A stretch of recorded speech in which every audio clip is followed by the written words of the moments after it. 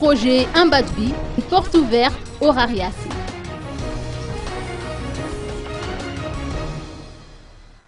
Une porte ouverte sur Un bas de vie se tient depuis aujourd'hui jusqu'au 1er décembre prochain au Ta'al Rarias Nadan Al-Akid. Dans un souci de transparence, les responsables sur place se rendront disponibles pour fournir toutes les explications et les réponses aux questionnements des visiteurs. L'Alain Rangien Arville nous explique les objectifs d'une telle manifestation. Il faut savoir une chose, Un bas de vie, par l'exploitation du nickel et du cobalt, aura des retombées économiques importantes sur Madagascar. Je ne parlerai pas simplement des taxes, impôts et redevances. Il s'agit d'à peu près l'équivalent de 100 milliards d'ariars pendant les 10 premières années, chaque année donc. Mais sur les 30 années, cela correspondrait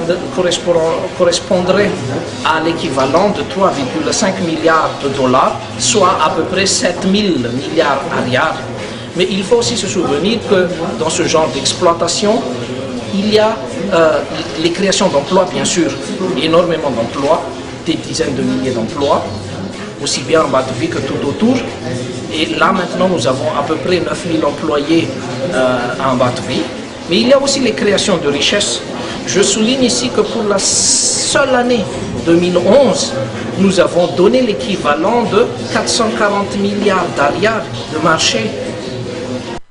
Selon les responsables, il est normal que la population se pose des questions sur les impacts environnementaux d'un tel projet.